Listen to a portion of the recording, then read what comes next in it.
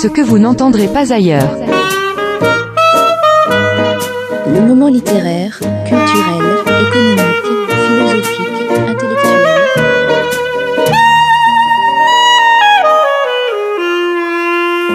Avec Stéphane, sur RLP. RLP 102.3, aujourd'hui avec une tribune spéciale Jean-Raphaël Guillaumy, artisan luthier de métier, qui nous reçoit à Coursac dans son atelier. Jean-Raphaël a été prix des métiers d'art en 2012, se spécialise dans la conception et fabrication de guitares acoustiques et électriques et bien sûr dans la réparation et l'entretien de celles-ci. Il nous a donc accordé une conversation d'une 20aine de minutes, très gentiment, nous le remercions, où il a accepté de se dévoiler, de nous parler de lui, de son art, de son métier, pour notre plus grand plaisir. Jean-Raphaël Guillaumy, artisan luthier, que l'on peut retrouver sur luthier-guitare-dordogne.fr. Tu remontes. Non. Pardon. Ok. Ouais, j'arrive pas à les... RLP 102.3, aujourd'hui avec Jean-Raphaël d'IGR dans son atelier de Coursac. Bonjour Jean-Raphaël.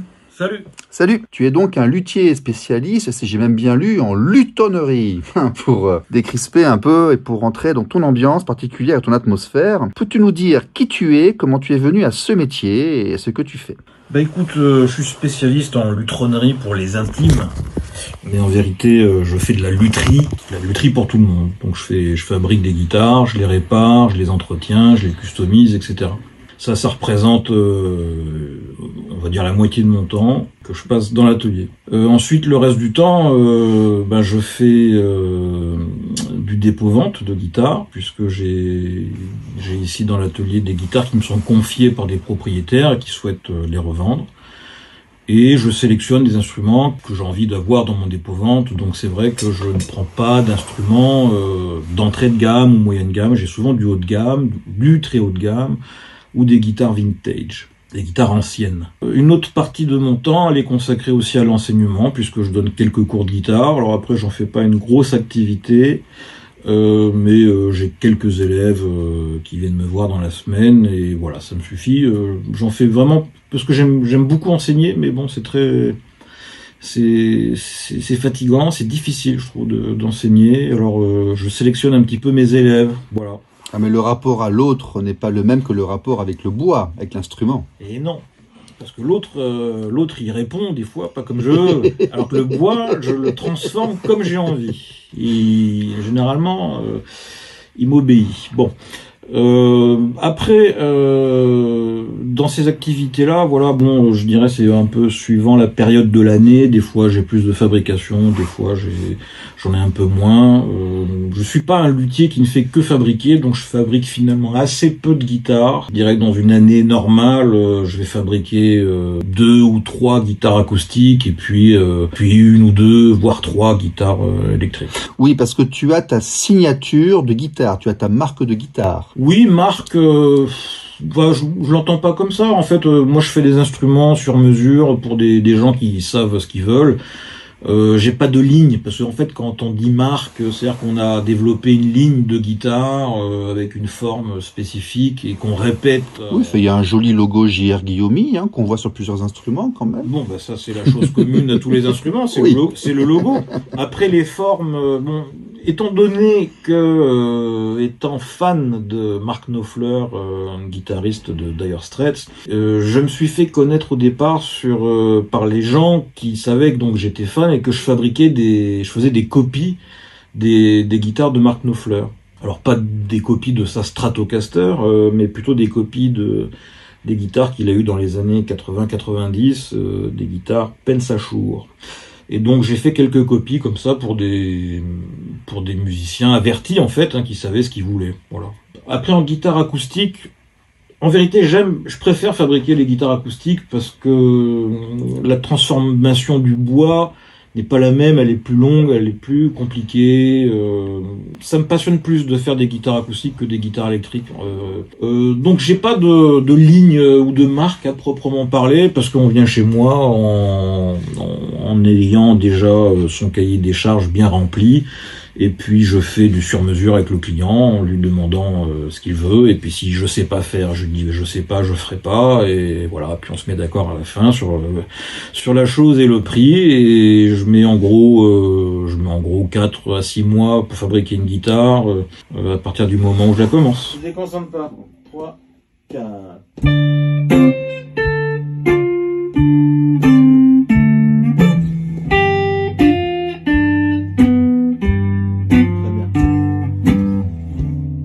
Tu as fourni des musiciens notables en guitare? Oui, on peut dire que j'ai fourni des guitaristes comme Christophe Marois de Bordeaux, à qui j'ai fait une très belle guitare, qui est encore une fois d'inspiration d'une guitare célèbre de Mark Knopfler, donc elle a subi quelques modifications pour lui.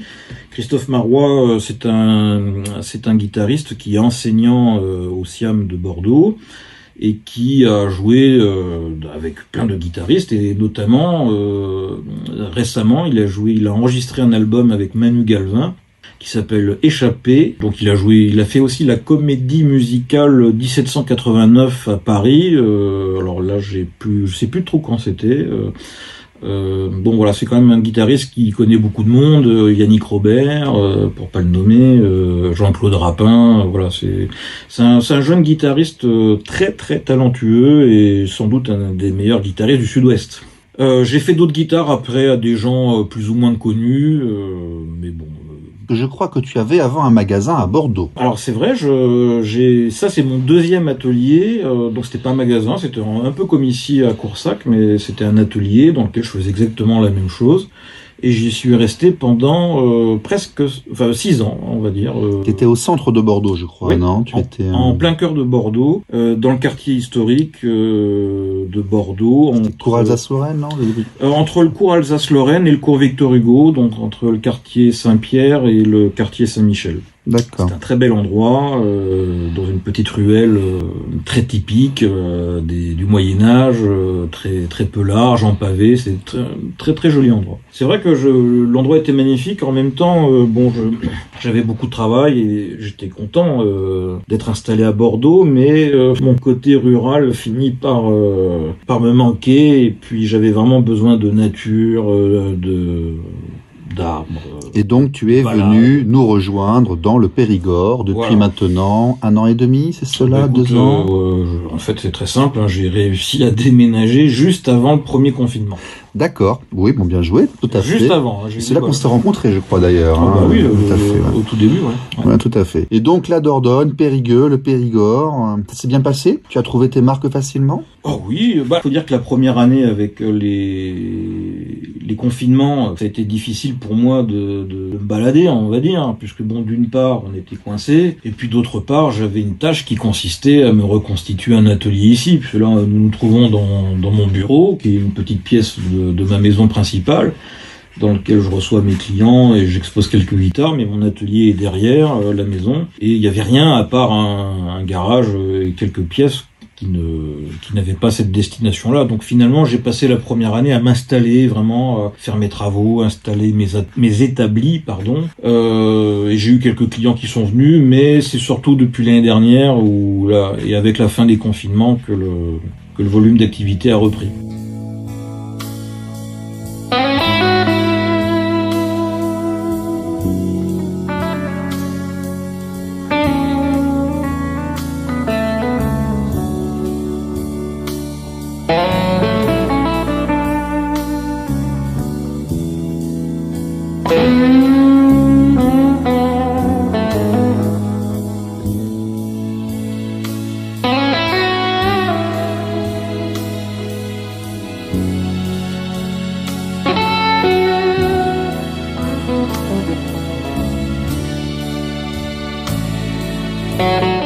Bien sûr, j'ai réduit la voilure par rapport à ce que je faisais avant à Bordeaux, puisque j'ai pas, en termes de volume d'activité, j'en ai beaucoup moins. Cependant, j'en ai beaucoup mieux, parce que j'avais ici, en fait, je m'aperçois que bon, déjà les gens quand ils viennent, c'est rare quand ils viennent avec une seule guitare, ils viennent toujours avec 2 ou 3, parce que bon, j'ai découvert que la Dordogne c'était je crois, le plus grand département de France en termes de superficie, et j'ai des gens qui font des kilomètres, qui font 1 heure de route, voire un peu plus pour venir, et donc ils rentabilisent un peu le voyage, et souvent, on va dire quand même assez fréquemment, les gens viennent avec 2 ou 3 étuis, et voilà. Donc, et puis j'ai moins de petits réglages à faire, mais plus des gros travaux. Je fais énormément de frettage depuis que je suis là. J'en fais sans doute, je sais pas, peut-être 2 ou 3 par semaine. Beaucoup de travaux un petit peu lourds. Enfin, quand je dis lourd, plus lourd que de changer les cordes, tu m'as compris. Le fretage, c'est changer des frettes, ce sont ces petites barres métalliques que l'on trouve sur le manche des instruments qui servent à définir les cordes et qui s'usent avec le temps. Voilà, donc bon, c'est pas une opération anodine, hein, parce qu'il faut arracher les anciennes, couper les nouvelles. Enfin bon, c'est un travail un petit peu méticuleux dont j'adore faire, mais bon, ça prend un petit peu de temps. Donc en fait, je m'aperçois que j'ai beaucoup de travaux importants comme ça, et puis j'avais déjà ça à Bordeaux, mais comme je suis très actif sur les réseaux sociaux, j'ai pas mal de clients qui, sans être jamais venus à l'atelier ou qui n'habitent même pas dans le Périgord, me font parvenir leur guitare par transporteur pour faire cette fois-ci des travaux quand même assez importants. J'ai notamment des clients en Corse que je n'ai jamais vus et qui m'ont envoyé des Gibson Les Paul dans laquelle il fallait carrément changer le truss rod. Donc le truss rod, c'est la petite barre métallique qui est à l'intérieur du manche et qui sert à régler le manche. La courbure. Ouais. Régler la courbure. Donc t'imagines, c'est des travaux assez lourds puisqu'il faut décoller la touche. C'est sensible là. Oui, voilà, c'est des travaux compliqués. Alors, et je trouve ça assez flatteur parce que finalement, c'est des gens qui ont toute confiance, m'envoient des instruments qui valent 3-4 000 euros par transporteur. Ils me connaissent pas, en tout cas physiquement. Oui, tu as une réputation maintenant, on va le dire quand même. Tu es humble, mais quand même on vient te voir parce qu'on sait où on va. Oui, c'est sûr que bon bah. Alors tu as un petit site internet qui s'appelle. Ça fait presque 11 ans, 12 ans que je fais ce métier-là professionnellement. Parce qu'en fait Bordeaux c'était mon 2e atelier. Oui. Et j'ai eu mon premier atelier dans lequel j'ai débuté et lancé mon activité professionnelle à Albi dans le Tarn. D'accord. Et là, le point de départ, si tu veux, c'était dans le Tarn. Voilà. Donc comme ça marchait bien, mais que bon, mon atelier était trop petit, j'ai eu l'opportunité de trouver un écrin à hauteur du travail que j'avais envie de faire à Bordeaux. Et puis voilà, donc j'ai travaillé 3 ans à Albi, 6 ans à Bordeaux, et voilà, et maintenant 2 ans, 1 an et demi, 2 ans que je suis là. On a le compte, on est presque à 11 ans.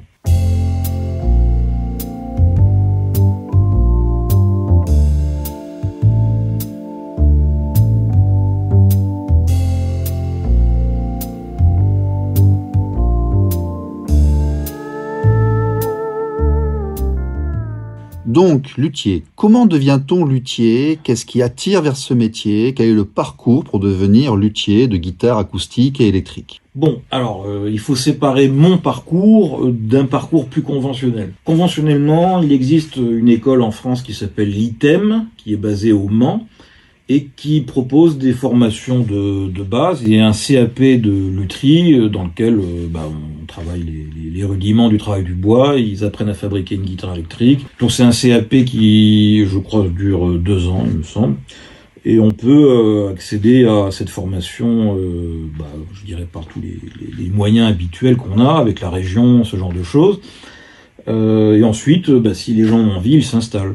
Moi, j'ai eu un parcours un peu particulier parce que j'ai commencé par faire de l'auto-formation en apprenant moi-même à régler des guitares électriques. Bon, faut dire qu'avant de faire ce métier-là, j'étais vendeur de guitares dans des magasins de musique aussi, donc j'étais déjà impliqué d'une certaine façon, et puis je réglais pour le plus grand bonheur des propriétaires de ces magasins leurs guitares, et puis finalement je me suis aperçu que les clients venaient jusqu'à chez moi m'amener leurs guitares, et puis j'ai eu en fait ce déclic-là, ce jour où je commençais à avoir des gens qui venaient chez moi pour me dire tiens, règle-moi ma guitare, etc., etc.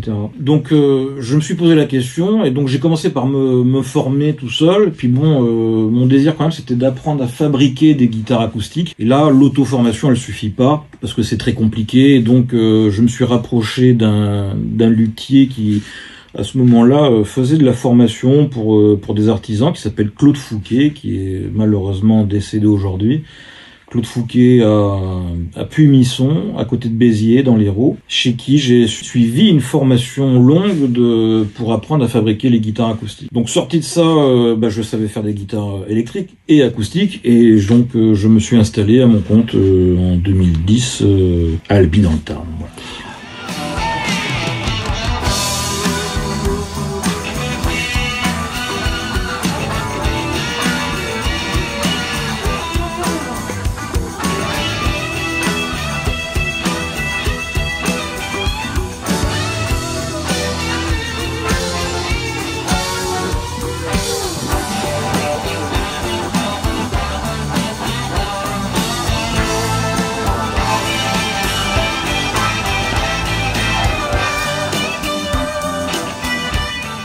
Alors aujourd'hui, il y a un bois qui te parle, que tu maîtrises mieux. Enfin, si demain on vient te voir pour faire une guitare électrique, on te demande...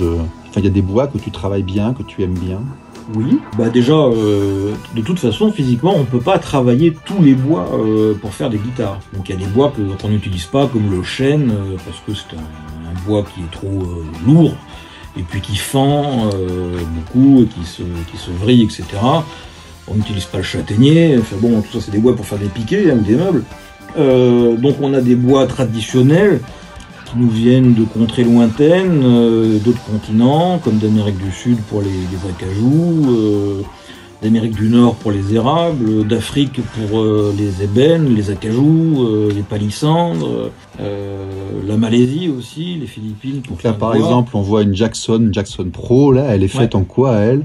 Et le manche il est en érable là, donc c'est un érable blanc. Alors après ça. C'est ce qu'ils appellent maple en anglais, je crois. Maple, c'est le nom de l'érable. Tout à fait.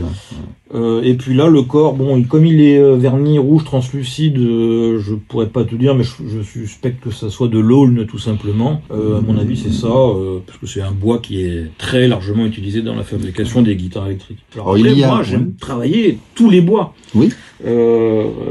Mais notamment, j'aime bien travailler aussi les bois de pays, parce que il faut remarquer une certaine chose, c'est que il y a une certaine forme de raréfaction due à la déforestation un petit peu à outrance des forêts primaires et des forêts qui contiennent les bois exotiques. Alors c'est pas la lutherie qui est responsable de ce manque de bois qu'on a aujourd'hui, parce que c'est comme souvent les fabricants de meubles chinois. Les prélèvements sont réduits pour les instruments de musique quand même. Oui, voilà, bien sûr, on y participe d'une certaine façon, mais enfin à côté des Chinois qui rêvent de se faire, dès qu'ils accèdent à une certaine notoriété sociale, leur fantasme c'est de se faire des salons entiers en palissandre avec des tables de 6 mètres de long. Donc eux ils y vont plein pot, ils ont acheté toute l'Afrique et toutes les forêts africaines, et je peux te dire qu'ils se gavent. Voilà, donc maintenant on subit des restrictions de coupe, d'importation de bois, ce genre de choses. Alors heureusement qu'elles existent, mais enfin elles sont quand même contraignantes. Donc on se tourne petit à petit, les luthiers en France se tournent petit à petit avec des bois locaux, et notamment par exemple du noyer ou du peuplier qu'on trouve assez facilement un peu partout en France. On utilise aussi de l'if, du buis. Et tu travailles tes bois, tu les fais vieillir, tu les entreposes? Ah ouais, je suis obligé, j'ai pas le choix, puisque il y a des guitares que j'ai fabriquées en noyer de Corrèze, notamment c'est un arbre que j'ai abattu sur le terrain de mes grands-parents entre Uzères et Tulle. Il y a une quinzaine d'années, c'était un très bel arbre, très grand, donc on a réussi à extraire une grume assez importante dans lequel j'ai tiré plusieurs plateaux et j'ai fabriqué une dizaine de guitares en noyer. Et en plus il est très beau, c'est un noyer ondé, un peu flammé, avec de très belles couleurs. Donc voilà, on a sous la main, si on veut bien aller les chercher en France, des bois très beaux, mais c'est sûr qu'ils ne rentrent pas dans les canons et les standards de la lutherie américaine, qui n'utilisent que des acajous, des érables canadiens, ce genre de choses, mais bon, force est de constater qu'on a de très belles essences de bois en France.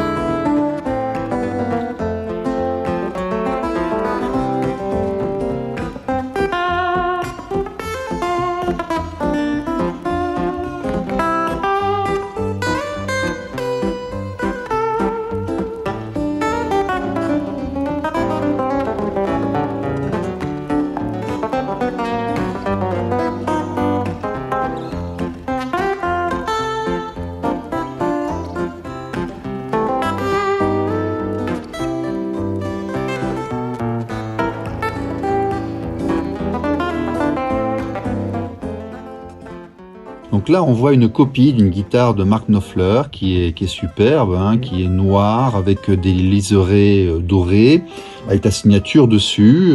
C'est une guitare que tu exhibes. Là, elle est à vendre ? Non. Non. Parce qu'en fait, c'est un petit peu particulier. C'est une guitare que j'ai déjà vendue à un client quand j'étais dans mon atelier de Bordeaux. Et elle se retrouve aujourd'hui à nouveau dans mon atelier parce que, bon, malheureusement, cette personne a eu des difficultés financières et, comment dirais-je, il a cherché à la revendre. Et par, comment on va dire, par sympathie, par honnêteté, par tout ce qu'on veut, par paternité, il me l'a ramené et me l'a confié pour que je la revende. Bon, il se trouve que je l'avais pas oublié cette guitare, mais enfin je l'avais plus vue depuis quelque temps, et puis en la retrouvant, je me dis ça m'ennuie quand même de la revendre. Donc je lui ai racheté. Et puis je la garde à l'atelier, je la vends pas. Mais je lui ai dit, écoute, si un jour tu te redors la pilule et que tu te rends fou un peu en trésorerie, écoute, tu pourras me la racheter. Donc voilà. D'accord. C'est une guitare qui est l'imitation d'un modèle précis, particulier. Oui, exactement. Donc c'est une copie vraisemblablement d'un prototype de guitare qu'avaient fait Pensa et Shure pour Mark Knopfler dans les années 80. Et donc il s'en est finalement servi assez peu de cette guitare-là sur scène, mais il s'en est servi notamment avec les Notting Hillbillies, un petit groupe à côté du mastodonte Dire Straits qui servait à Mark Knopfler de refuge psychologique pour aller jouer avec ses copains d'enfance et rejouer dans des petits troquets, ce genre de choses. Donc elle n'a pas été vue à outrance, cette guitare. Encore une fois, c'est une guitare que seuls les fans connaissent. Et je l'avais faite d'ailleurs pour un fan, de toute façon. Donc voilà, c'est pas le modèle qu'on a le plus l'habitude de voir chez Mark Knopfler. D'accord. Et en tout cas, elle est très jolie. Donc Merci. on peut venir te voir pour faire des guitares sur mesure, pour faire des réglages, justement, de flood rose, éventuellement, de vibrato, des remises à niveau de guitares anciennes qui parfois ont besoin de petites réparations parce que tu maîtrises aussi les vernis, la colle et les réparations d'instruments endommagés. Oui. Puis voilà, écoute, Jean-Raphaël, merci beaucoup. Merci à toi. It doesn't matter what I say, what I do, what I think. You can lead a horse to water, you can make him drink. You'll go your own sweet